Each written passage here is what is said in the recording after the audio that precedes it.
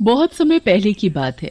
रमेश नाम का मोची अपनी बीवी कावेरी और बेटे मोनू के साथ एक छोटी सी झोपड़ी में रहता था। रमेश गली के नुक्कड़ पर बैठकर लोगों के जूते पॉलिश करता था। तभी वहाँ उस इलाके के सेठ की गाड़ी आकर रुकती है। फिर उसमें से वहाँ का सेठ उतरता है और वहाँ के लोगों से बड़ी बदतमीजी से बात करता है। पहले तो वो वहाँ खड़े एक बूढ़े आदमी की बहुत सारी सब्जियाँ उठा लेता है। सेठ जी, 200 रुपए हो गए। तेरी इतनी हिम्मत जो तू मुझसे पैसे मांगे। नहीं देता मैं पैसे। बोल क्या करेगा? क्या करेगा? सेठ जी, 200 रुपए आपके लिए तो छोटी सी बात है। हमारा तो उसी से घर चलता है। तू ऐसे नहीं मानेगा। मोनू को ये सब देखकर बहुत गुस्सा आता है। देखो ना पापा, कितना बदतमीज आदमी है ये। तू चुपचाप जूते पॉलिश कर और वहाँ ध्यान मत दे। ये तो यहाँ की रोज की बात है। बूढ़ा आदमी बेचारा अपनी गिरी हुई सब्जियां उठा उठा कर अपने ठेले पर वापस रखने लगता है। उसके बाद सेठ रमेश के पास जाता है। सुन, चल मेरे जूते पॉलिश कर। जी सेठ जी, अभी करता हूँ। रमेश उस सेठ के जूते पॉलिश कर ही रहा होता है तो गलती से ब्रश उस सेठ की पैंट पर लग जाता है और पैंट पर पॉलिश का निशान आ जाता है। सेठ वो निशान देखकर आग बबूला हो जाता है और गुस्से में आकर रमेश को एक लात मारता है, जिससे रमेश बेचारा दूर जाकर गिर जाता है। अबे ओए अंधे, ये क्या किया तूने? पता है कितने महंगे कपड़े हैं मेरे? पापा पापा उठो। पापा पापा पापा, आप ठीक तो हो ना पापा? हाँ बेटा, मैं ठीक हूँ। अंकल, आपने मेरे पापा को क्यों मारा? हम गरीब हैं तो क्या आप हमारे साथ कुछ भी करोगे? अब तू मुझे बताएगा कि मैं क्या करूँ? अरे सेठ जी इसे माफ कर दो। ये तो पागल है, इसे पता नहीं है कि कैसे बात करते हैं। मुझे पता है पापा, पर शायद इन अंकल को नहीं पता कि हमें सबसे अच्छे से बात करनी चाहिए, चाहे कोई गरीब हो या अमीर। तेरी इतनी हिम्मत, मुझसे जुबान लड़ाएगा? अब देख मैं तेरा क्या करता हूँ। सेठ गुस्से में आकर रमेश को और ज्यादा मारता है। मोनू अपने पापा को बचाने की बहुत कोशिश करता है पर बेचारा कुछ कर नहीं पाता। उसके बाद सेठ वहाँ से चला जाता है और फिर मोनू भी अपने पापा को घर ले जाता है। रमेश को इतनी ज्यादा चोट लगी होती है कि वो अगले दिन जूते पॉलिश करने नहीं जा पाता, इसलिए उसकी जगह मोनू जूते पॉलिश करने चला जाता है। जूते पॉलिश करवा लो, जूते। मैं आपके जूते शीशे की तरह चमका दूंगा। आओ आओ आओ, जल्दी आओ जल्दी आओ। मोनू ऐसे ही रोज नुक्कड़ पर बैठकर लोगों के जूते पॉलिश करता है, जिससे उसके घर का गुजारा हो रहा होता है। ऐसे ही कुछ दिन बीत जाते हैं और फिर एक दिन फिर से वही सेठ आकर लोगों से बदतमीजी करने लगता है।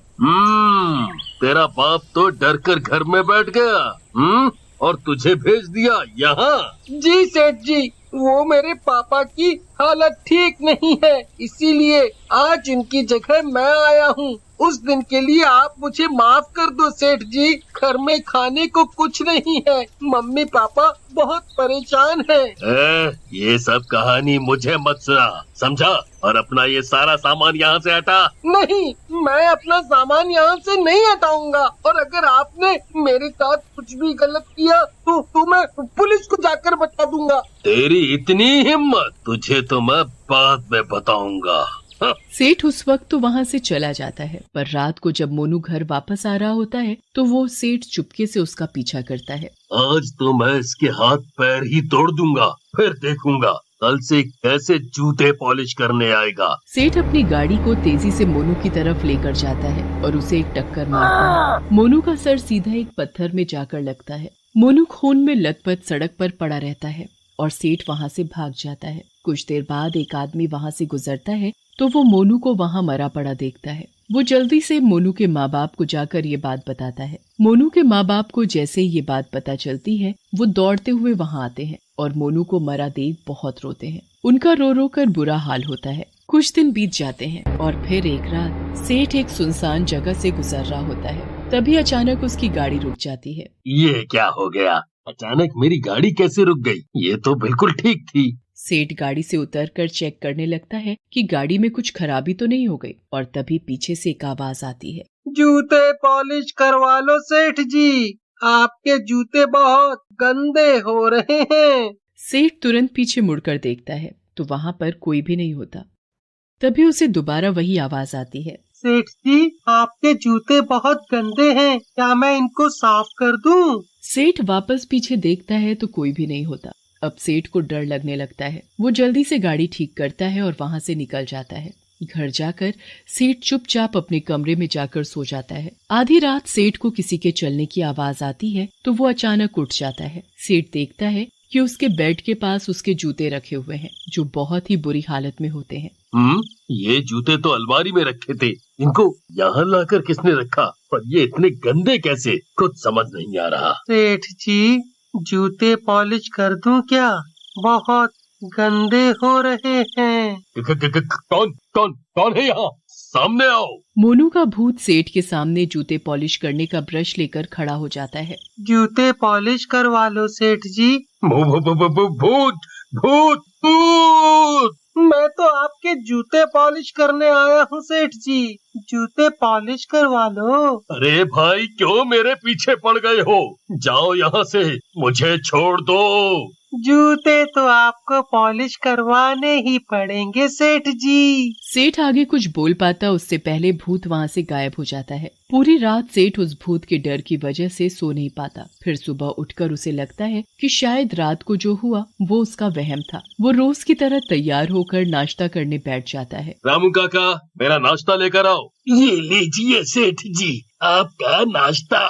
ये क्या है? क्या बदतमीजी है ये? क्या हुआ सेठ जी? नाश्ते की प्लेट में जूते रख कर लाए हो और मुझसे पूछ रहे हो कि क्या हुआ? कैसी बातें कर रहे हो सेठ जी, मैं तो नाश्ते में पनीर के पराठे लाया हूँ। सेठ दोबारा अपनी प्लेट की तरफ देखता है तो उसमें जूते नहीं बल्कि सच में पनीर के पराठे होते हैं। सेठ बिना नाश्ता किए टेबल से उठ जाता है और अपनी गाड़ी में जाकर बैठ जाता है। गाड़ी चलाते चलाते सेठ के दिमाग में वही सब बातें चल रही होती हैं जो उसके साथ उन दिनों हो रही होती हैं। फिर रेड लाइट पर सेठ अपनी गाड़ी रोकता है तो तभी मोनू का भूत खिड़की पर आकर खड़ा होता है। आपके जूते बहुत गंदे हैं सेठ जी, पॉलिश कर दूं क्या? हाँ, फिर से वही भूत। कोई मुझे बचाओ इस भूत से, वरना मैं पागल हो जाऊंगा। सेठ जल्दी से अपनी गाड़ी का शीशा बंद करता है और गाड़ी को वहाँ से भगा लेता है। आखिर क्यों ये भूत मेरे पीछे पड़ गया है? आखिर ये मुझसे क्या चाहता है? मैंने इसका क्या बिगाड़ा है? सेठ इतना बोलता ही है कि उसके पीछे से 2 हाथ आते हैं और उसका गला पकड़ लेते हैं। सेठ शीशे से देखता है कि उसके पीछे वही भूत बैठा हुआ है और उसका गला दबा रहा है। सेठ अपने आप को बचाने की खूब कोशिश करता है पर वो भूत उसे छोड़ने को तैयार ही नहीं होता। छोड़ो मुझे छोड़ो। नहीं छोड़ूंगा, पहले तुमको मुझसे अपने जूते पॉलिश करवाने पड़ेंगे, तभी मैं तुम्हें जाने दूंगा। सेठ की गाड़ी का बैलेंस बिगड़ जाता है और गाड़ी सीधा एक पेड़ से जा टकराती है। जब उस सेठ को होश आता है तो वो खुद को एक झोपड़ी में लेटा हुआ पाता है। ये मैं कहाँ आ गया और तुम लोग कौन हो? भूल गए क्या सेठ जी, मैं वही जूते पॉलिश करने वाला हूँ जिसे आपने एक दिन बहुत मारा था। मैंने मारा था? अच्छा हाँ, मुझे याद आया, पर वो तुम्हारे बेटे की वजह से हुआ था। है, वो अभी है कहाँ? वो अब इस दुनिया में नहीं रहा सेठ जी। क्या? पर कैसे?